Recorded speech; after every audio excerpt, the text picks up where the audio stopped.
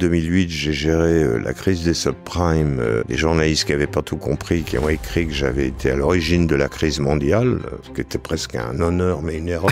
Je crois qu'on doit beaucoup à quelques personnes dans une carrière. Il a convaincu le patron des États-Unis de me prendre. J'étais le premier vice-président en charge des Américains. J'ai trouvé que gérer des Américains, c'est beaucoup plus facile que les Français. Vous devez y avoir entendu des rumeurs. Et ben ils me disent pas ce qui va se passer, vous allez prendre la gestion d'actifs. Et je lui dis mais j'y connais rien. Et il me dit mais c'est pour ça que je vous y nomme. Donc je suis rentré dans un monde inconnu. C'est la centrale nucléaire. C'est un groupe où je ne serai jamais qu'une pièce rapportée. Et donc, je m'en vais. J'ai reçu un coup de fil de la BNP qui me dit, tiens, finalement, on réfléchit à quelque chose, il faudrait qu'on se voit. Moi, je ne crois pas à la cassure entre les générations du tout. J'étais un habitant du 9-3. Quand des gens aujourd'hui parlent du 9-3, je crois qu'il ferait bien d'aller y faire un tour. Qu'est-ce que tu laisses derrière toi, quelque part, comme souvenir aux gens ?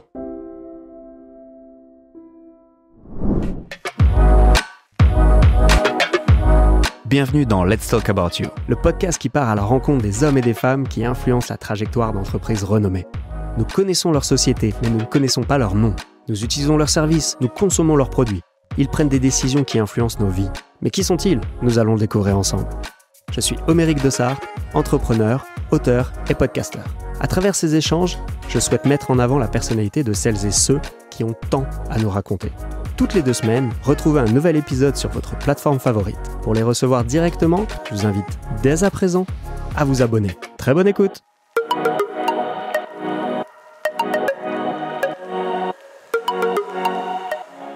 Aujourd'hui, j'ai l'immense plaisir d'échanger avec M. Alain Papias. Avec plus de 50 années dans la banque, M. Papias est ce que l'on peut appeler une figure emblématique du secteur. Il est l'actuel chairman de CIB, Corporate and Institutional Banking, chez BNP Paribas, la branche stratégique du groupe présente dans plus de 50 pays et acteur majeur dans l'accompagnement des grandes entreprises, des institutions financières et des investisseurs institutionnels. Le tout sur la scène internationale. Dans cet univers où l'excellence opérationnelle, l'innovation et la connaissance approfondie des marchés sont les maîtres mots, M. Papias occupe le sommet. Bonjour Alain. Bonjour Homéric. Merci beaucoup d'avoir accepté mon invitation. Non, avec plaisir. Première question Alain, parce que vous avez un agenda qui est très chargé. Est-ce qu'on peut se tutoyer ? On peut se tutoyer. Merci beaucoup. Alors, est-ce que tu peux nous donner un petit peu ton état civil, s'il te plaît ? Oui, écoute, j'aurai 70 ans dans quelques mois. Je suis né en 1955, au mois d'avril, mais pas le 1er avril. Voilà, je suis marié, j'ai 2 enfants. J'ai commencé à faire de la banque à 18 ans. Et donc, j'ai attaqué au mois de juillet, en fait, ma 52e année de carrière. Félicitations. Voilà. C'est une passion ? Ouais, alors ça n'a pas démarré par une passion, mais à l'époque, à l'âge de 16 ans, j'ai travaillé un peu l'été pour me faire un peu d'argent de poche. Et à l'époque, j'avais postulé pour un travail d'été, comme ça se fait encore, d'ailleurs, je crois, au Crayonnais. J'ai fait ça pendant 2 ans et du coup, après mon bac, pas trop d'idées de ce que je voulais faire et puis surtout venais d'un milieu ouvrier, j'avais envie de travailler, d'être un peu autonome et donc j'ai postulé au Crayonnais à l'époque où on recrutait, la banque recrutait 1000 jeunes par an quelque part et donc je suis rentré au Crayonnais. Mon premier job était place de la Nation. Et dans un job qui n'existe plus, d'ailleurs, qui s'appelait portefeuille change, c'est-à-dire qu'on s'occupait des effets de commerce, donc quelque part de la trésorerie des petites entreprises.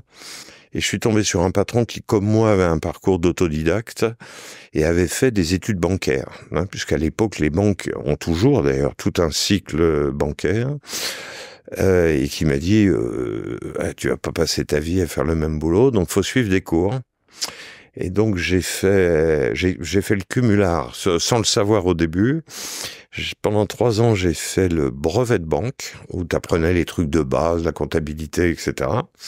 Après, j'ai fait l'Institut technique de banque, qui était un institut qui était managé par le Conservatoire national des arts et métiers, 3 ans. Mais entre-temps, quand j'avais fait mon service militaire, j'ai fait un peu de cours par correspondance. Mais ça m'a été utile parce que dans les anecdotes, pendant mon service militaire, j'avais été mis dans un régiment d'artillerie, pardon. Bon, j'étais pas vraiment ingénieur, j'étais pas artilleur, mais du coup, comme un gradé engagé de l'armée avait été nommé à Paris, ils avaient un problème de remplacement et je me suis retrouvé à travailler comme adjoint du trésorier. Ce qui venant de la banque n'était pas complètement idiot. C'était très intéressant. Et moi, je trouve que le service militaire, ça avait un énorme avantage. C'était le mixage de populations d'origines diverses. Moi, je me souviens que j'ai donné des cours de secourisme. J'ai appris à des jeunes à lire et à écrire, hein, à des gens qui venaient d'endroits... je me souviens, il y avait dans le régiment dans lequel j'étais un type qui venait de Bretagne, qui avait 18 ans, qui n'avait jamais pris le train. Dans les années 70. Hein. Donc, je trouve que c'était assez utile comme expérience de vie. Et par contre, il y avait des diplômés de l'enseignement supérieur qui découvraient quelque part un peu la discipline après les études universitaires. C'était un mix très intéressant. Et j'y ai connu mon meilleur ami. Je le vois toujours... je dirais 50 ans plus tard pratiquement, hein, donc c'était très marrant. Et puis j'ai repris mes études en retournant au Crayonnais. Entre-temps, j'avais un petit peu évolué. Je m'occupais d'analyse crédit pour des boîtes de taille moyenne. J'étais toujours à la Nation. Et à ce moment-là, mon patron de l'époque m'a dit il faut faire le centre d'études supérieures de banque, qui était un truc qui était associé à Sciences Po, maintenant c'est associé à l'ESSEC, et qui permettait, si on avait le diplôme, de devenir cadre. D'accord. Parce qu'évidemment, on m'était passé devant des gens qui venaient d'études supérieures, écoles de commerce, etc. Donc j'ai fait ce qui s'appelait le CESB en raccourci. Alors, je suis président de l'association des anciens du CESB. Alors il y en a beaucoup moins maintenant parce qu'en fait on recrute beaucoup au bac+4, bac+5, donc c'est un diplôme qui s'est un peu restreint. Et j'ai eu quelque part un peu de chance et j'en suis sorti major. Un peu de chance. Donc, par rapport aux 1000 recrutés par an, on m'a j'ai été un peu vu. Et à ce moment-là, j'ai été muté d'agence au siège du Crayonnais, dans un service, dans un secteur qui s'appelait le secteur affaires, où 2 hommes d'affaires expérimentés s'occupaient de grands clients, et j'étais un peu ce qu'on appellerait aujourd'hui leur chief of staff ou leur Sherpa. Passionnant, et ces 2 patrons ont joué un rôle très important dans ma carrière. C'était des types formidables. Après 3 ans... Et attends, excuse-moi, si tu reviens juste sur cette partie-là. Ouais. Qu'est-ce qui a fait que... C'est eux qui t'ont recruté? Ils t'ont repéré? Ouais, ils m'ont repéré. Mon patron de l'époque, au centre d'affaires de la Nation, avait dit, je crois qu'il pourrait faire le job. Donc voilà, c'est fait comme ça. Moi, je crois beaucoup au management de personnes, quelque part. Hein, c'est de l'humain. Les soft skills, etc.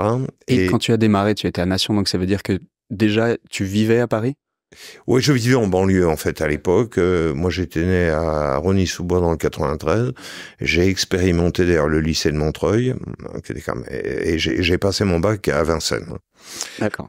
Mais donc, j'étais un habitant du 9-3. Donc, quand des gens aujourd'hui parlent du 9-3, je crois qu'il ferait bien d'aller y faire un tour. Parce que je sais ce que ça veut dire. Et tes parents, ils t'ont suivi sans forcément avoir une vision très claire de ce que tu faisais, l'orientation que tu prenais, mais ils étaient je voulais faire ça. Ils trouvaient pas ça anormal, donc... Et puis, dans ce secteur dit affaires, donc j'étais l'adjoint d'homme d'affaires, mais qui ont beaucoup joué dans ma carrière, dans la mesure où, à chaque fois que c'était possible, ils m'emmenaient à des rendez-vous clients. Et on apprend beaucoup, je trouve, par l'exemplarité. Parce qu'on voit comment eux géraient les choses. Et c'était vraiment 2 types formidables. Et puis au bout de 3 ans, le Crayonnais se réformait à l'époque en créant des centres d'affaires dédiés grandes entreprises ou PME, mais conjointement. Alors moi, je rêvais de m'occuper de grandes entreprises, compte tenu de ce que j'avais fait, et d'autant plus que c'était un peu la voie royale pour les diplômés de l'enseignement supérieur. Et le patron du réseau, que je vois toujours, qui était un monsieur exceptionnel, m'a dit vous allez vous occuper de mid-cap. Alors j'étais un peu déçu quand même. Et la raison, il m'a dit, c'est que en mid-cap, on a des gens pas assez formés, etc. Je pense que c'est un fonds de commerce important pour le Crayonnais parce que c'était le début des années où se créaient pas mal d'entreprises, le début de l'entrepreneuriat, etc. J'ai fait les premiers LBO français. Et quand on parle de mid-cap, tu parles d'une capitalisation à combien un peu? C'était tout petit. Il y avait des boîtes qui valaient 20 millions, 25 millions, des nouveaux entrepreneurs. On commençait à voir le début du private equity, alors qu'on n'appelait pas comme ça à l'époque. Hein. On appelait ça du capital investissement. Et donc, le Crayonnais avait créé un très gros centre d'affaires qui couvrait toute la rive gauche de Paris. D'accord. Oui, et avec une femme remarquable qui, elle, s'est occupée des grandes entreprises. Moi, je me suis occupé des mid-cap. Voilà. J'ai fait les premiers leverage buyout, les LMBO français pratiquement. C'était passionnant parce qu'on rencontrait des gens qui ça marchait pas toujours, mais bon, qui essayaient. Enfin, c'était vraiment de la banque de proximité quelque part. Et puis tu devais surtout les accompagner dans l'enseignement, dans la les compréhension, conseiller, les mettre en garde sur certaines choses et tout. J'ai fait ça pendant 2 ans et au bout de 2 ans, mon patron de l'époque, toujours, parce que je crois qu'on doit beaucoup à quelques personnes dans une carrière, m'a dit, écoute, comme t'as jamais fait d'études supérieures, tu devrais faire l'exécutive MBA d'HEC, qui à l'époque ne s'appelait pas comme ça s'appelait le CPA, le Centre de perfectionnement aux affaires. Donc j'ai fait le CPA, j'en suis sorti major. Bon. Ça aide un peu, et à ce moment-là, je suis retourné dans ce secteur affaires pour m'occuper de grands clients de la maison. J'avais entre autres le secteur de la distribution, les industries mécaniques, etc., etc. Ça, c'était passionnant. Et puis, ça, c'était les années 89, 90, 91. Et en 90, le prof de finance du CPA avait eu un problème de santé. Et j'ai réécrit les cas de finance et les cas de stratégie et j'ai enseigné à HEC pendant 2 ans. Le vendredi soir, le lundi soir, pour les cycles début de semaine, fin de semaine et tout. Ça, c'est passionnant. Et du coup, comme j'avais déjà donné des cours à des anciens CESB, etc., moi, j'ai toujours trouvé que ce contact avec les jeunes, on apprend beaucoup. Et puis, donner des cours, c'est un peu comme quand on s'occupe de clients, on peut pas se louper. Surtout quand on donne des cours à des gens de 40 ans le soir, à la fin de la semaine. Si jamais on n'est pas bon, on se fait sortir de l'amphi, ça fait pas un pli quelque part. Donc, j'ai fait ça pendant 2 ans. Et puis, donc, je m'occupais de grands clients et tout. J'ai touché à ce moment-là pour la première fois les grandes restructurations, puisque je faisais partie des gens qui ont travaillé sur la faillite de la 5 et la fusion Matra-Hachette. D'accord. Et à ce moment-là, le patron du réseau, qui était le numéro 3 du Crayonnais, m'a dit il vous manque quelque chose dans votre parcours, c'est que comme vous n'avez pas fait d'études supérieures avec des stages à l'étranger et tout, vous n'êtes jamais parti à l'étranger. Je lui ai dit oui, c'est vrai. Et il m'a dit il faut que vous partiez à l'étranger. Tu parlais pas anglais à l'époque. Et je parlais très mal anglais. Et il m'a dit, il faut que vous voyiez le patron international du Crayonnais que j'ai vu, et qui m'a dit, vu votre profil, on va quand même pas prendre trop de risques, etc. Et je vous verrai bien au Canada. Donc à ce moment-là, j'ai dit au patron du réseau, moi je trouve que c'est pas mal le Canada. Il m'a dit, non, faut que vous alliez à New York. Tu avais déjà voyagé ? Enfin, j'avais voyagé, mais j'avais jamais travaillé à l'étranger. Oui, d'accord. Et je lui dis, oui, mais New York, c'était l'endroit le plus prestigieux du groupe. Il m'a dit, mais vous irez. Et il a convaincu le patron des États-Unis de me prendre pour remplacer un type qui avait fait HEC, lui-même était polytechnicien. J'étais pas du tout dans la même catégorie. Et je suis parti aux États-Unis en 92 avec ma deuxième fille que tu connais, Daphné, qui avait 4 mois. Donc c'était quand même l'aventure. Et mon patron français mais américain m'a dit ne défaites pas les valises trop vite au cas où ça se passe pas bien. Et voilà. J'y ai passé 6 ans. Ça c'est dit. J'y ai dirigé d'abord la banque corporate, puis la banque corporate et d'investissement, y compris les activités de marché. Ensuite, comme le Crédit Lyonnais était rentré dans une période de turbulence, c'est le moins qu'on puisse dire, et qu'il fallait vendre nos banques en Amérique latine, on a pris le contrôle de l'Amérique latine, on a vendu les banques et recréé des branches pour du business en Amérique latine. Et donc, j'étais le premier vice-président en charge des Amériques. Et là, tu as quel âge ? Et là, alors écoute, on est en 95-96, donc j'ai 41 ans. Parce que ce qui est important d'illustrer, c'est que il y a non seulement la partie business pure avec le relationnel, avec toutes les montages financiers, mais aussi toute la partie gestion d'équipe, développement d'équipe. Donc... Et alors moi, j'ai trouvé que gérer des Américains, c'est beaucoup plus facile que les Français. C'est-à-dire que finalement, c'est assez cash. Il y a des gens qui viennent te voir le soir en disant « je serai pas là demain parce que j'ai décidé de changer de job », très bien. Et en même temps, quand c'est des gens qui font pas exactement ce que tu veux qu'ils fassent, tu leur dis « écoute, voilà, c'est comme ça, si tu fais pas ça, tu t'en vas ». Du coup, c'est beaucoup plus simple. Oui. Et donc, ça a été une période très enrichissante pour moi, y compris à titre perso. Je veux dire, on a découvert les États-Unis, une vie d'expatrié, etc., etc. Et en 98, donc le président du Crédit Lyonnais s'appelle Jean Perlevade à l'époque, qui est venu pour sauver la banque, et son directeur général s'appelle Pascal Lamy. D'accord. Et je pensais, après cette expérience, que j'allais rentrer à Paris, en toute logique, au bout de 6 ans, pour diriger ce qui, dans les banques, est la direction des grandes entreprises. Parce que j'avais un parcours qui m'amenait assez naturellement là. Tu voulais les grandes entreprises. Et oui, et puis c'était assez logique avec mon expérience américaine et tout.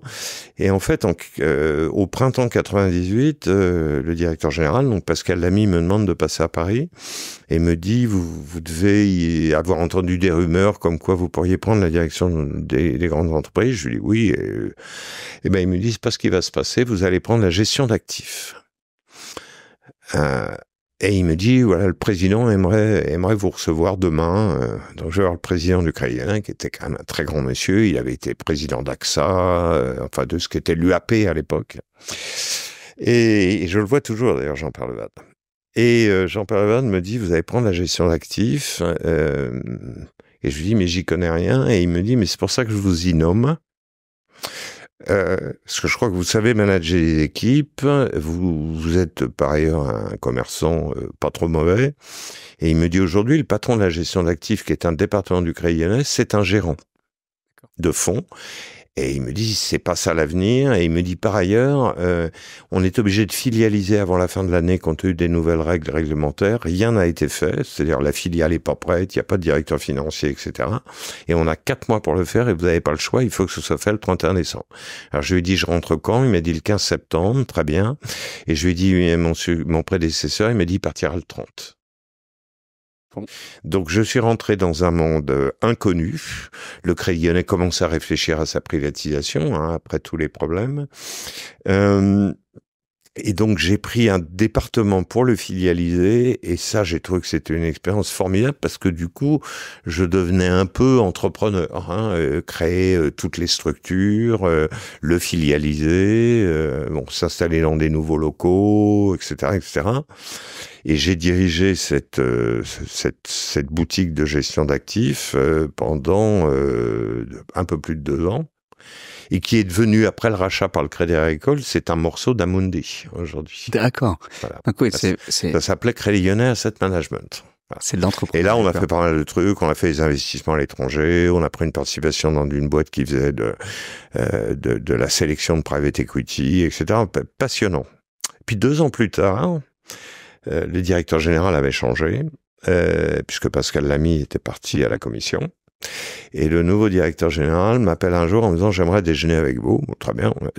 Et il me dit voilà, j'ai décidé, vous allez rentrer au comité exécutif. J'étais au comité de direction générale, mais pas au comité exécutif. Et vous allez prendre la banque de financement et d'investissement, ce qu'on appelle aujourd'hui les CIB. Et ça, c'était en 2000. Voilà. Donc, expérience intéressante. On se rapproche des grandes entreprises. Ouais, alors là c'était chez moi, les grandes entreprises, mais également les métiers de marché, tout ce qui était la structuration, tout l'international du Crédit Lyonnais, parce qu'il restait. Et donc j'ai pris ce poste-là en 2000. Beaucoup de restructuration, beaucoup de boulot. Et pourtant, si tu me permets, on peut dire que là, il y a une cohérence avec tout ton parcours. Il y avait une cohérence, mais c'était quand même... Là, je passais de 800 personnes à 6500 personnes à gérer, donc le monde entier. Donc, Effectivement. Et puis, c'est là, dans le monde de l'entreprise et des marchés, etc., où sont concentrés le gros des risques des banques. Les risques de marché, les risques opérationnels, les risques de compliance, enfin, c'est la centrale nucléaire. Donc, je prends ça en charge. Il se fait que la plupart des gens qui me rapportaient étaient des gens avec lesquels j'avais travaillé. Donc, je dirais pas que c'était facile, mais... Et puis, ça se passe plutôt bien. Alors, des anecdotes, je peux en raconter des dizaines. Ça se passe plutôt bien. Et puis, en 2003, le Crédit Agricole, enfin BNP, à l'époque, monte au capital du Crédit Lyonnais. L'Agricole se met en face. Et finalement, c'est le Crédit Agricole qui rachète le Crédit Lyonnais.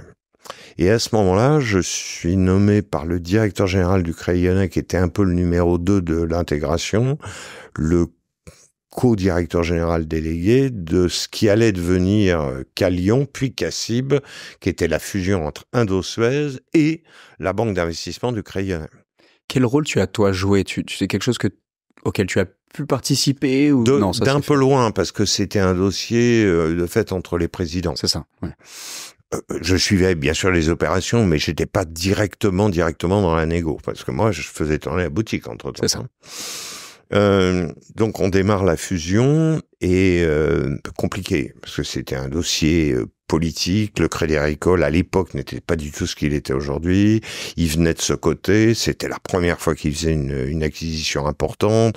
Il fallait détacher la banque d'investissement pour la mettre dans Indosuez et garder le réseau de l'autre côté. Donc c'était une opération très compliquée. Mais ça se passait plutôt bien. On avait plutôt une relation assez sympa avec les gens du Crédit Agricole. Et à ce moment-là, arrive un dossier de place majeur qui était Alstom, qui était au bord du dépôt de bilan. Situation très compliquée. La plus grosse banque d'Alstom était la BNP. D'accord. La deuxième banque était le Crédit Agricole plus le Crédit Lyonnais rejoint, et il y avait la Générale. Et à l'époque, le ministre des Finances est Francis Maire, et demande aux dirigeants des banques françaises de libérer du temps pour travailler sur le dossier, très compliqué avec Bruxelles, problème de la commission, la Competition Commission, etc., etc. Et Alstom était au bord du gouffre. Changement de direction générale chez Alstom, c'est Patrick Cron qui est appelé au secours, qui a dans ses bagages Philippe Jaffray, l'ancien patron de Delphes Aquitaine, pour lui donner un coup de main. Et c'est quelqu'un du Crédit Agricole qui est appelé sur ce dossier. Moi, j'étais en pleine fusion. Ça se passe pas très bien à l'époque entre la BNP, la Générale et le Crédit Agricole quant à la gestion du dossier. Et le Crédit Agricole décide, alors que j'avais un petit peu autre chose à faire, est-ce que ce serait moi qui piloterais pour le Crédit Agricole Crédit Lyonnais la restructuration d'Alstom. En plus de tout le reste. En plus de tout le reste. Sinon, c'est pas rigolo. Donc, faut s'organiser un peu. J'avais 3 bureaux. Plus, quelque part, je campais dans la voiture. Voilà. C'est des dossiers... on a eu une première période de restructuration à l'été 2003 qui a duré 2 mois. Ça, c'est nuit, week-end compris. Et alors, comment ça se passe? Parce que tu dis, je campais dans la voiture. C'est que tu avais tes dossiers, tu analysais les dossiers avant. Oui, bah, il fallait faire tourner la banque d'investissement, s'occuper des équipes et gérer Alstom, en général le soir, la nuit et le week-end, quoi. C'était à peu près le rythme. Et on est en 2003. On est à l'été 2003 pour la première restructuration d'Alstom, et finalement ça passe pas à Bruxelles, parce que je crois que c'était Mario Monti, le commissaire européen, qui dit mais ça respecte pas les règles de concurrence et tout, donc le dossier retombe. Et deuxième salve de négociation, c'est printemps 2004, ça redure 2 mois. Là on arrive à trouver les bonnes solutions avec pas mal d'ingénierie financière. Moi je vais à Bruxelles 20 fois en 1 mois et demi. Je crois que j'aurais pu négocier des prix sur le Thalys. On connaissait que moi à la commission. Et en fait, l'endroit qui était notre camp de base, si je peux dire, pour travailler sur ce dossier, c'était la rue d'Antin. Parce que moi j'étais à la Défense, dans l'immeuble d'Indosuez à l'époque, enfin de Calion, qui était au bord du pont là de Neuilly. La Générale était de l'autre côté de la Défense. On était très loin de Bercy et du coup c'était très mal pratique. Et donc c'est la BNP qui de fait nous héberge avec les équipes pour travailler sur le dossier le soir et le week-end. Et à ce moment-là, je connais des tas de gens, enfin j'apprends à connaître des tas de gens comme Xavier Muscat, qui est maintenant le patron de Cassib, qui était le DIRCAP des 2 ministres des Finances qui ont travaillé sur le dossier, puisque le premier c'est Francis Maire, le deuxième s'appelait Nicolas Sarkozy. Son adjoint, le directeur adjoint du cabinet s'appelait François Perrol, qui ensuite a dirigé BPCE, après être passé par le secrétaire général de l'Élysée, tous les deux d'ailleurs. Le conseiller technique du ministre s'appelait Luc Raymond, qui aujourd'hui est le président, enfin le PDG d'EDF, etc., etc. Bon. Et puis il y avait X banquiers d'affaires, les représentants de la boîte, y compris un jeune homme brillant qui s'occupait un peu de la trésorerie et tout, qui s'appelle Henri Popard-Lafarge, qui est aujourd'hui le directeur général d'Alstom. Donc deuxième vague de négociation, on y arrive, donc ça marche. Et à ce moment-là, en fin 2003, le Crédit Agricole m'avait dit, écoute, c'est toi qui vas devenir le patron de Calion. Et puis, l'interne est compliqué. Finalement, le président de l'époque, qui s'appelait René Caron, me dit un jour, écoute, pas tout de suite, parce que le directeur général de la Caisse de l'Île-de-France devait partir à la fédération, ça se fait pas, et donc tu vas l'avoir comme patron, mais t'inquiète pas, le tour d'après, c'est pour toi. Donc malgré toute cette énorme négociation... Mais je me dis, c'est un groupe où je ne serai jamais qu'une pièce rapportée. Et ça, tu dis ça par rapport à quoi? Par rapport à je n'étais jamais passé dans les caisses régionales. D'accord. Non, je pense que côté diplôme, le fait d'être un espèce d'autodidacte au Crédit Agricole, ça passait plutôt bien. Oui. Parce qu'ils n'étaient pas remplis d'inspecteurs des finances, de polytechniciens et tout. Mais par contre, je faisais pas partie du cercle intime. D'accord. Et je me suis dit, on me dit, écoute, sois patient, ça sera dans 3 ans, mais peut-être que dans 3 ans, il y aura encore un directeur général de caisse qui voudra le job et peut-être que je l'aurai jamais. Je me dis, du coup, est-ce que ça vaut la peine de rester? La fusion était quand même humainement assez compliquée. Il fallait intégrer des équipes qui avaient des personnalités assez différentes. Donc je me dis, peut-être que je vais pas rester. Et puis finalement, un jour, je me dis, non, je pense que j'y ferai pas ma fin de carrière. J'y serai pas heureux. Et donc, je m'en vais. Et j'avais rien. Donc je décide de partir. Donc on se met d'accord sur mon départ. Et à ce moment-là, un de mes anciens patrons qui était devenu avocat m'a donné le meilleur conseil de ma vie, quelque part professionnel. Quand je négociais avec lui un peu, j'avais pris un peu comme avocat pour m'aider à négocier mon départ, et il me dit, tu veux combien? Et je lui dis, écoute, j'ai 31 ans d'ancienneté, donc en gros, la règle, c'est à peu près 2 ans de rémunération. Et il me dit, c'est un mauvais calcul. Je lui dis, ah bon, pourquoi? Il me dit, écoute, tu épargnes combien par an? Écoute, j'en sais rien, mais il me dit, enferme-toi dans un petit bureau, fais le calcul. Alors, j'essaye de faire un petit calcul approximatif. J'avais pile 50 ans, ou presque 50. Et j'arrive à un calcul et il me dit, tu vois, ce que tu veux, les 2 années de rémunération, c'est 10 ans d'épargne, d'un coup. Et 10 ans d'épargne d'un coup, comme tu as 50 ans, tu vas être libre comme l'air, quelque part financièrement, 10 ans plus tôt. Il me dit, tu peux choisir ce que tu peux faire, t'es libre. J'ai dit, oui, mais enfin, j'ai quand même une famille, moi, il faut que je bosse, etc. Il me dit, oui, mais prends ton temps. Et je lui dis, mais j'ai quand même envie d'appeler les chasseurs de tête. Il me dit, surtout pas. Il me dit, t'attends. Tu vas avoir des appels. Le bouche à oreille va se faire. Voilà. Alors, c'est vrai que mon nom, si tu vas dans les archives de la presse, mon nom était dans tous les journaux. En disant Alain Papias quitte le Crédit Agricole, bon.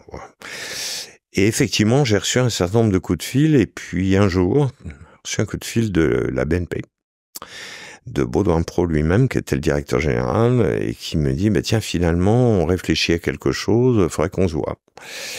Et en fait, la BNP cherchait pour une division qui s'appelait à l'époque Asset Management et Services, qui était la banque privée, le custody, l'immobilier, l'asset management et l'assurance, quelqu'un qui avait un parcours international, qui connaissait un peu ses métiers et tout, à l'extérieur, c'est quand même rare dans la banque.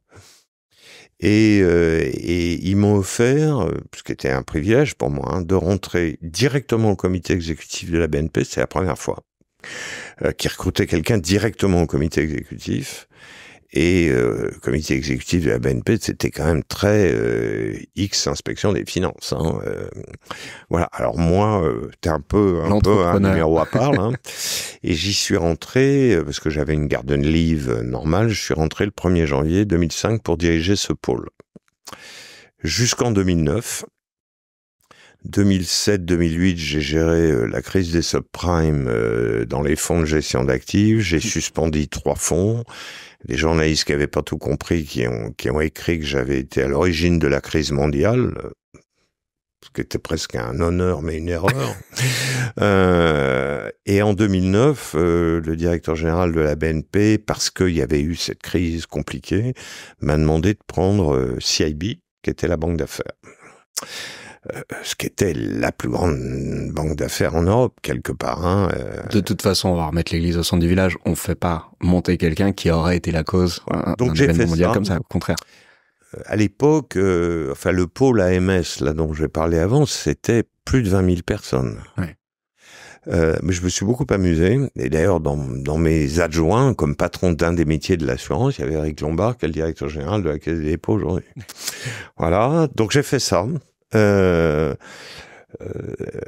Alors, CIB 2009, c'est quand même compliqué, mais bon, voilà.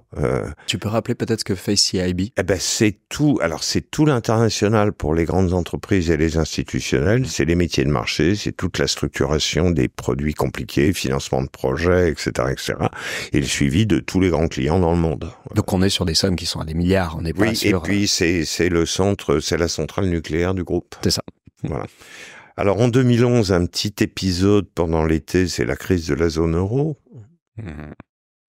Un métier de CIB, c'est quelque part, c'est très consommateur de cash sur les marchés. Bon, donc une période un tout petit peu compliquée. Et puis 2014 pour BNP Paribas, au titre de vieilles affaires, la négociation avec les autorités américaines de l'amende de 9 milliards. Effectivement. Ce qui quand même, même si j'étais pas directement en première ligne dans la négociation, est quand même une opération qui, enfin, ça perturbe un peu les équipes, comme tu peux l'imaginer, puisqu'aux États-Unis, le régulateur de l'État de New York menaçait de nous enlever la licence, ce qui voulait dire que les collaborateurs étaient sans job, quoi. Bon, donc pas mal de voyages. J'étais devenu un assez gros client d'Air France à l'époque. Donc voilà. Puis je passe sur 37 000 épisodes. Et puis en 2014, on paye notre amende. Bon, donc on finit la réorganisation. Et donc je m'approchais tranquillement de mes 60 ans. Et avec le directeur général, qui est toujours le directeur général de BNP Paribas, Jean-Laurent Bonnafé, qui est un monsieur exceptionnel, qui avait remplacé Baudouin Pau, qui avait été président, puis entre-temps Jean Lemierre a été président quand Baudouin Pau a quitté la banque. Jean-Laurent me dit, écoute, il y a une nouvelle période qui s'ouvre, et quelque part d'une discussion ressort le fait qu'il avait besoin de quelqu'un de son âge et pas beaucoup plus âgé pour porter le sac, si je peux dire, pour les prochaines années. Moi, ça me convenait très bien, parce que je pense que c'était un tournant quelque part, et il décide, et on en parle beaucoup, qu'un de mes adjoints qui dirigeait l'Equity, donc toutes les activités actions mondiales, Yann Gérardin, me succéderait. Donc je reste directeur général adjoint pendant 2 ans et lui monte en charge. Et puis à ce moment-là, je prends du recul et je deviens chairman de CIB, ce qui veut rien dire, hein, puisque comme c'est une division, il n'y a pas de président. Mais je préférais ce titre à Senior Advisor. Moi. Parce que dans Senior Advisor ça me va bien, mais Senior, j'aime pas trop. Donc je deviens chairman de CIB. Alors, et c'est ce que je fais depuis en gros 2015-2016. D'accord. Alors, qu'est-ce que c'est mon job aujourd'hui? Exactement, c'était ma question d'après. Alors, mon job aujourd'hui, c'est plusieurs choses. C'est un des sujets dits de gouvernance, c'est-à-dire je suis le chairman des États-Unis, et là, il y a un vrai board avec des indépendants, etc., etc. Donc, c'est pas moi qui gère le patron des États-Unis au quotidien, qui a un reporting sur mon successeur, hein, sur Yann Gérardin, mais je gère le board et donc les relations avec les régulateurs américains. Sur les US. J'ai la même responsabilité au UK, où je suis ce qui est chairman, mais là, on opère sous forme d'une branch. Donc, je n'ai pas de board, mais je suis SMF7, c'est-à-dire je suis le responsable de niveau groupe de nos activités au UK s'il y a des pépins. Je suis... Ah oui, alors entre-temps, j'ai oublié un petit épisode, c'est qu'en 2009, BNP Paribas fait une acquisition extraordinaire, on rachète Fortis. Ouais. Mais on rachète en même temps BGL, qui est la première banque privée du Luxembourg. Et comme j'étais à l'époque président de BNP Paribas Luxembourg, c'est moi qui négocie à l'époque le rachat de BGL, le week-end aussi. Donc je connais assez bien le Luxembourg et je rencontre à ce moment-là 2 personnes exceptionnelles. Quelqu'un dont le titre, je crois, était administrateur général des finances et qui était très proche de Jean-Claude Juncker, qui devient le premier président de BGL puisque l'État luxembourgeois investit à nos côtés pour le sauvetage de la banque, même s'ils sont minoritaires. Et ce monsieur est devenu aujourd'hui le gouverneur de la Banque centrale du Luxembourg. Et puis une deuxième personne remarquable qui était le ministre des Finances de l'époque, qui s'appelle Luc Frieden et qui est aujourd'hui le premier ministre du gouvernement du Luxembourg. Voilà. Et du coup, après je lâche ce poste-là parce que je peux pas tout faire et puis c'est pas dans ma division quelque part. Mais depuis 3 ans, à la demande du numéro 2 ex-aequo du groupe, si je peux dire, qui est le directeur général délégué en charge de toutes les activités en Europe domestique, ce qui est un périmètre énorme, il m'a demandé d'être à sa place quelque part comme le vice-président du conseil d'administration de BGL, BNP Paribas, qui est donc notre banque au Luxembourg, qui a un très beau succès, est une très belle banque. Voilà. Et puis alors, donc je m'occupe de ces sujets de gouvernance. Ouais. Je m'occupe par ailleurs en tant de ce qu'on appelle executive sponsor, c'est-à-dire il y a des banquiers qui s'en occupent, mais moi au niveau des CEO et tout, je m'occupe d'un peu plus de 200 clients dans le monde. En Inde, dans le Golfe, aux États-Unis, au UK, aux Pays-Bas et un peu en France. Voilà. Et qui sont des clients de toute nature. Il y a des grandes entreprises, il y a des grosses PME françaises, il y a des institutions financières qui peuvent être des sociétés de gestion d'actifs, des banques, des assurances. C'est moi qui suis sponsor de Goldman Sachs, de Citi, de Barclays, de Legal & General, mais également de la Banque Centrale du Luxembourg, de la Commission Européenne, de la Banque de France, du Trésor français, etc., etc. Donc je fais ça c'est passionnant parce que je vois des clients toute la journée de nature différente. Oui, c'est passionnant. Je m'occupe pas mal de sujets de place, parce qu'il y a une organisation qui s'appelle Europlace, dont je suis depuis, je sais plus, 14 ans, le président du comité de pilotage. Et à ce titre-là, je siège au conseil d'administration et je pilote un peu tous les grands sujets, place de Paris, compétitivité, place de Paris post-Brexit, etc., etc. Et puis, en plus de ça, et là un peu en dehors de BNP Paribas, mais pas tout à fait, compte tenu de cette espèce de côté l'américain à Paris, j'ai présidé pendant 6 ans la French American Foundation. Alors là, c'est un truc à but non lucratif, etc., qui a plusieurs programmes de coopération avec sa fondation cousine aux États-Unis et avec un programme particulier qui est très connu, qui est le programme des Young Leaders. Il y a des gens très célèbres qui ont été Young Leaders, les Clinton, Anthony Blinken, côté américain, et côté français, il y a eu Emmanuel Macron, Édouard Philippe, mais Thomas Pesquet, etc. Et cette année, pour mon successeur, parce que j'ai fait 2 mandats et c'est réglementaire au sens des statuts, au bout de 2 mandats, tu laisses la présidence. Donc, je suis président d'honneur maintenant.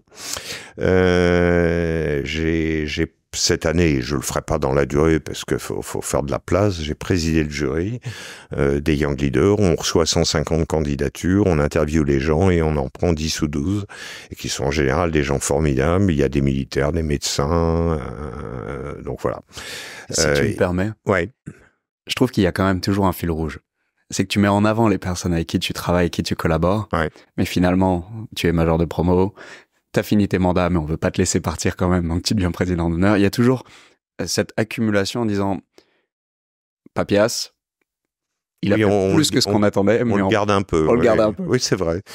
Et en même temps, je le fais avec plaisir. Je le fais avec plaisir parce que je trouve que, en fait, tu sais, il y a quelque chose qui, moi, m'a frappé dans ma vie professionnelle. J'ai eu le plaisir de rencontrer un jour quelqu'un que j'ai trouvé exceptionnel, qui s'appelle Hubert Joly. Alors Hubert Joly, c'est quelqu'un qui a travaillé très longtemps aux États-Unis, qui a d'abord été le directeur général de Carlson Wagonlit, et qui ensuite a repris une boîte en difficulté qui était en LBO, qui s'appelait Best Buy, qui est un peu le Darty américain, qui était au bord du gouffre. Et on avait organisé pour lui un petit déjeuner, je crois, à la fondation, où il expliquait ce qu'il avait fait, etc., etc. Et puis, une fois qu'il a redressé Best Buy, il en est parti. Et il a été prof, je crois, de stratégie et de management, un truc comme ça, à Harvard Business School, pour les exécutifs MBA d'Harvard. C'est quand même des gens qui visent d'être CEO, etc. Et puis je crois qu'un de mes Young Leaders lui dit, mais Hubert ou Monsieur Joly, je sais pas comment il l'appelait, qu'est-ce que vous leur enseignez au premier cours ? Et il dit, je leur demande de prendre une feuille de papier, ou plutôt leur ordi, et d'écrire leur discours de départ en retraite. Et le type explique que ce jour-là, le fait que t'aies gagné de l'argent, que t'aies 3 médailles, etc., tout le monde s'en fout. Aucun intérêt. Ouais. Mais qu'est-ce que tu laisses derrière toi, quelque part, comme souvenir aux gens ? Qu'est-ce que tu as fait pour eux, en termes de développement, de carrière, etc. Et j'avais trouvé ça très puissant, et d'ailleurs, il avait dit avec beaucoup d'humour qu'il y a des gens, au bout de 2 heures, ils n'ont toujours pas écrit la première phrase, ils savent pas quoi écrire. Et je trouve que c'est une excellente leçon, parce que je trouve que ça correspond en tout cas, à mes convictions. C'est-à-dire que il y a un moment donné, surtout quand tu n'es plus exécutif au sens de diriger des équipes, ce qui est quand même important, c'est qu'est-ce que tu peux apporter aux gens. Alors les gens, ça peut être les young leaders de la fondation, ça peut être des collaborateurs de la banque qui viennent me demander des conseils, ça peut être des clients qui ont besoin de conseils qui sont pas uniquement financiers. C'est quel type de board member il me faut, est-ce que c'est idiot mon développement ou pas, et je le fais y compris avec des young leaders, tu vois, qui viennent me poser des questions. Il y en a un que, je ne vais pas donner son nom sans lui demander son avis, mais qui vient me voir il y a 4 ans et qui me dit: Alain, j'aurais vous poser une question. Est-ce que vous pensez que... On se tutoie, en fait. Est-ce que tu penses que dans un grand groupe, le mentoring, ça marche? Alors, je lui dis: oui, ça marche, mais enfin, on peut pas dire que ce soit un succès majeur. Et il me dit: mais moi, j'y ai beaucoup réfléchi et je pense qu'un des problèmes, c'est que vous faites mentorer des jeunes de 25-26 ans par des gens de 45 ans, 45, 47, 50 ans, peu importe.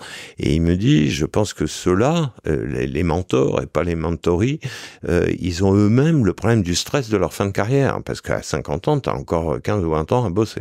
Et il me dit: du coup, il faudrait faire du mentoring trigénérationnel. Alors je lui dis: qu'est-ce que tu veux me dire par là? Mais il me dit: dans une famille normale, quand on a la chance de connaître, il y a les grands-parents, les parents, les enfants, et la relation aux grands-parents et la relation aux parents n'est pas la même.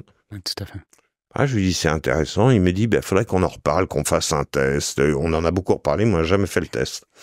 Et puis 15 jours après, j'étais à New York et je déjeunais avec le numéro 2 de ce qu'on peut considérer comme la plus prestigieuse banque d'affaires américaine. Et on discutait pendant le déjeuner, et il me parlait des sujets de management, de complexité de gérer la jeune génération, et je lui raconte ça, en lui disant: mais honnêtement, je l'ai pas testé, mais... Et le type me dit: mais le week-end dernier, j'ai emmené mon père de 80 ans à la pêche, avec mes 2 fils de 18 et 20 ans. Et il me dit: t'as totalement raison. Ils ont une relation à mon père différente de la relation avec moi, etc., etc. Il m'a dit: je vais faire ça. Bon, je sais pas s'il l'a fait, je vais pas poser la question. Mais du coup, tu vois, je trouve que s'occuper des jeunes, quelque part, ou des jeunes générations, au-delà de ce qu'on peut leur apporter, c'est ce qu'ils nous apportent. C'est-à-dire que quelque part, le monde change quand même assez vite. Moi, je ne crois pas à la cassure entre les générations du tout. Je pense que s'il n'y a pas d'écoute, pas de volonté, etc., bah oui, chacun vit dans son couloir de nage, mais si tu fais l'effort, et eux aussi d'ailleurs, d'aller les uns auprès des autres, etc., tu t'aperçois qu'en fait, les problèmes se posent différemment, mais ne sont pas différents. Et qu'en fait, les partages d'expériences sont utiles à tout le monde, à celui qui les donne et à celui qui les reçoit. Et finalement, celui qui les reçoit, il te parle de problématiques que tu ne sentirais pas forcément. Et dans ce programme de Young Leader, parce que je les connais à peu près tous, en tout cas ceux des dernières promos, tu t'aperçois qu'il y a des gens qui viennent du monde médical, t'as des militaires, etc. Ils sont tous là parce qu'ils croient à la relation franco-américaine, mais aussi parce qu'ils ont besoin de partager des notions de leadership, parce qu'il n'y a pas de cours, on les met ensemble pour qu'ils discutent, etc.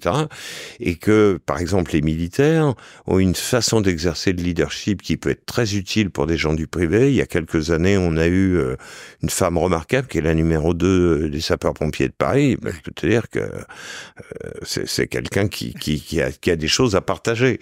Il y a des médecins, professeurs qui font un boulot extraordinaire en termes de leadership, et tu gères pas ces gens-là comme tu gères des gens dans une start-up ou le numéro 2 d'un grand groupe et tout. Et c'est ce mélange culturel quelque part d'expérience qui, je trouve, est très enrichissant pour eux, mais également pour les gens qui sont avec eux.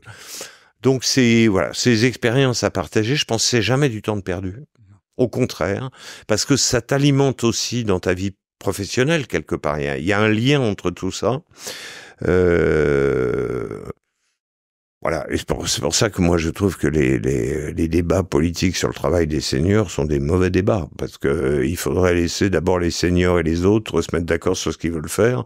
On n'a pas besoin des politiques pour faire des lois. C'est un truc complètement inutile. Enfin, ça fait partie du concours Lépine des trouvailles politiques inutiles. Voilà. Bon. Et je pense qu'un des problèmes français, ça, je suis complètement convaincu, c'est le fait qu'on a tout cloisonné. Avec malheureusement beaucoup de gens qui nous représentent à l'Assemblée ou qui en fait sont ce que j'appelle un peu hors sol. C'est-à-dire, la plupart ont jamais passé dans le privé ou très peu. Et en fait, il n'y a pas de débat. Chacun arrive avec des trucs, des plats tout préparés. Là, hein. Quand on voit en ce moment le concours l'épine fiscale, c'est surréaliste. Il n'y a pas d'autre mot. Ils n'ont pas de vision long terme pour le pays, je trouve, ce que je trouve absolument dramatique, mais y compris pour les gens du pays, parce que le pays, c'est quoi? C'est une assemblée de personnes. Et en fait, ils pensent d'abord à leur carrière, à être sur les réseaux sociaux, etc., ce que je trouve affligeant. Donc ça peut être le mot de la fin sur cette partie-là, c'est que Alain est disponible pour faire de la politique. Ah non, s'il y a des politiques qui nous écoutent, qui viennent te voir.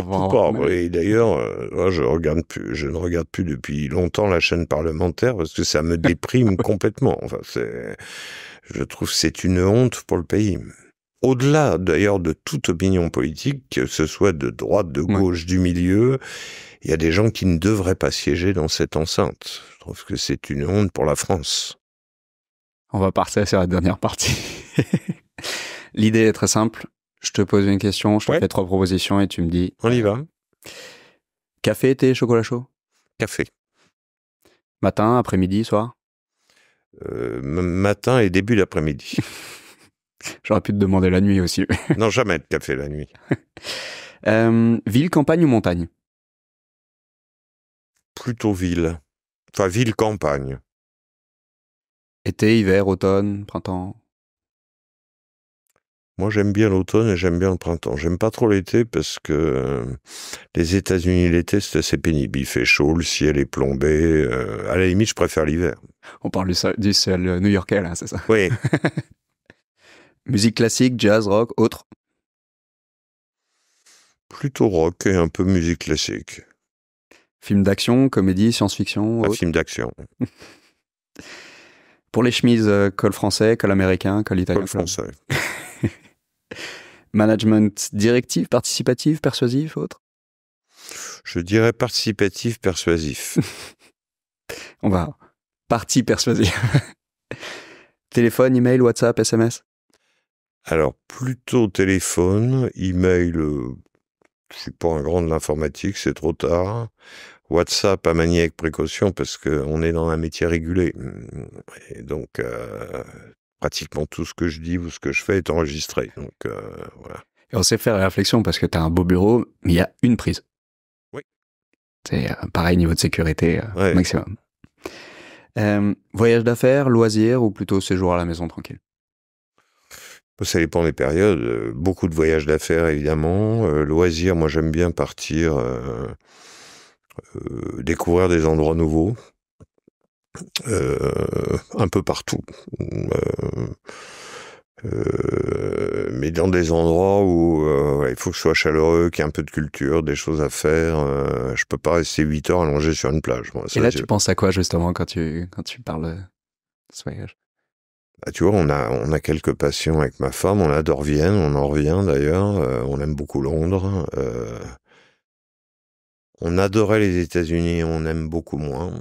Et c'est pas du tout lié à l'élection présidentielle. Je trouve que New York est devenue une ville beaucoup moins sympa qu'il y a 30 ans. Par contre, on a eu la chance juste après le Covid de pouvoir aller passer une semaine à Venise où il y avait personne. Ça, c'est extraordinaire. Enfin, on est hors du temps, c'est beau.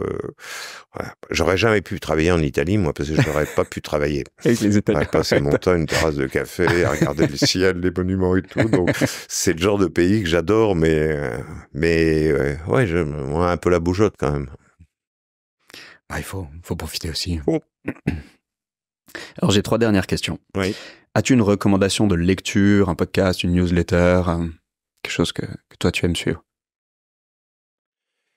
Je suis pas sûr, parce que... Enfin, je crois... Je crois que quand on aime lire, on lit deux types de choses. On lit soit des choses qu'on aime particulièrement, qui sont pas forcément utiles, et puis on est obligé de lire des livres ou des articles utiles par rapport à ce qu'on fait. Bon. Moi, j'aime beaucoup l'histoire, et donc j'ai lu beaucoup de biographies et de livres historiques, parce que je pense que quelque part, on peut pas comprendre l'actualité de ce qui se passe dans le monde ou dans le pays dans lequel on vit si on n'a pas intégré ce qui s'est passé avant. Alors, je dirais pas que c'est un éternel recommencement, mais quand même. Quand on comprend l'histoire de France, on comprend mieux ce qui se passe aujourd'hui. Quand on lit certains livres ou certaines biographies sur, par exemple, l'Angleterre, on comprend mieux aussi pourquoi ils sont ce qu'ils sont. Et je pense que, faut jamais oublier les racines quelque part profondes culturelles d'un pays qui expliquent beaucoup de choses quant à leur façon de se comporter, y compris en politique. Et du coup, le passé explique une bonne partie du présent, voire de l'avenir. Pour bien maîtriser le sujet de la Chine, je te rejoins à 2000%. Mais en même temps, moi, je lis beaucoup de bouquins policiers pas chers parce que, de temps en temps, quand on est un peu fatigué intellectuellement de trucs très intenses, ça fait du bien, quoi. On se souvient plus de ce qu'on a lu 3 jours plus tard, mais c'est pas grave. Et puis maintenant qu'il n'y a plus le Concorde, qu'est-ce que tu fais dans l'avion ? Ah oui, ça c'est fini. Les heures d'avion sont longues, absolument. Est-ce que tu as un ami, une connaissance que tu me recommanderais d'inviter sur le podcast ? Alors ça dépend de quoi vous voulez le faire parler. De lui ou d'elle. Oui, il y a des tas de gens... Tu vois, dans les Young Leaders, il y a un type qui a créé une boîte à pari qui est formidable. Et lui, il est humainement formidable. Il s'appelle Victor Caro, il a créé Comet. D'accord. C'est un type qui a il est très jeune par rapport à moi, hein, et il doit avoir, je sais pas, 38 ans, et moi j'en ai bientôt 70, donc c'est un type formidable. Tous les ans, tu vois, il va faire une retraite tout seul, caché dans la montagne, un peu avec ses équipes, un peu tout seul. Il emmène ça de bouquins de philo et de psychologie. C'est avec lui que j'avais eu ces conversations. C'est un type formidable.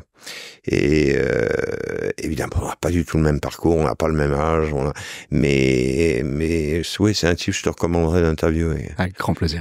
Et en même temps, tu vois, il y a des médecins formidables. Tu vois, j'ai connu il y a quelques années, je la vois encore de temps en temps.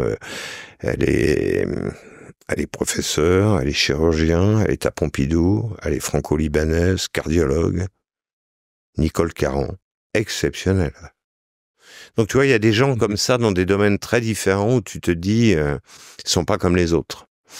La personne qui va me remplacer la présidence des jurys des Young Leaders, c'est Isabelle Cellier, 25 ou 26 ans chez JP Morgan. Elle a été la patronne de JP Morgan à Paris, très franco-américaine dans son style, une personnalité d'exception. Enfin, dès comme ça, je peux t'en trouver 50. Hein. Il y a beaucoup de gens exceptionnels, finalement. Disons que tu as la chance, toi, de pouvoir les fréquenter. Et de toutes, tu vois, de tous horizons. Oui. Bah, on s'enrichit de la diversité. Exactement. Si on souhaite te contacter, la meilleure façon de s'y prendre ? Le portable. Mais on ne diffusera pas ton numéro de portable. Mais ça, c'est la meilleure solution. Un grand merci, Alain. De rien. C'était vraiment très enrichissant. Merci beaucoup.